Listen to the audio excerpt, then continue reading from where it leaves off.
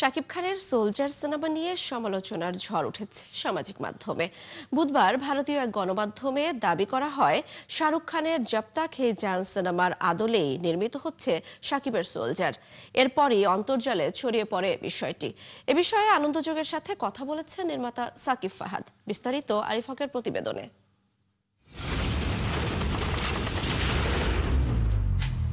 বর্তমানে সোলজার সিনেমার শুটিংয়ে ব্যস্ত সময় পার করছেন ঢালিউডের শীর্ষ তারকা শাকিব খান। এতে শাকিব খানের বিপরীতে অভিনয় করেছেন তানজিন তিশা ও জান্নাতুল ফেরদৌস ঐশী। তবে সিনেমাটি নিয়ে নকলের অভিযোগ উঠেছে সামাজিক মাধ্যমে। বুধবার ভারতীয় এক গণমাধ্যমের প্রতিবেদনে বলা হয়, 2012 সালে মুক্তি পাওয়া শাহরুখ খানের সিনেমা জব তাক হে জানের আদলে নির্মিত হচ্ছে শাকিব খানের সোলজার। সিনেমায় তানজিন তিশার চরিত্রটি বলিউডের আনুশকা শর্মার আকিরা চরিত্র থেকে অনুপ্রাণিত হয়েছে বলে দাবি এই গণমাধ্যমের।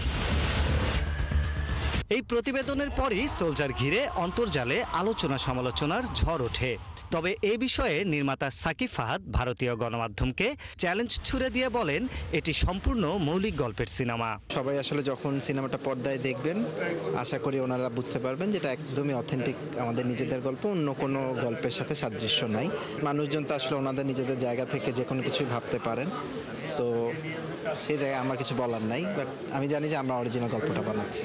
এখনও সোলজার সিনেমার কোনো টিজার বা ট্রেলার প্রকাশ পায়নি, তাই সামাজিক মাধ্যমে পাওয়া তথ্য যাচাই বাছাই করে প্রচার করা উচিত বলে মনে করেন নির্মাতা। সামাজিক যোগাযোগ মাধ্যমের কারণে বা ইন্টারনেটের সহজলভ্যতার কারণে আমাদের এখন অনেক ইনফরমেশন আমাদের সামনে আসে, তো সেটা তো ব্যক্তিগতভাবে আসলে নিজের জায়গা থেকে একটুখানি ফিল্টার করে বুঝতে হবে যে কোনটাকে আমি বিশ্বাস করব বা কোনটাকে আমি কিভাবে রিয়্যাক্ট করব।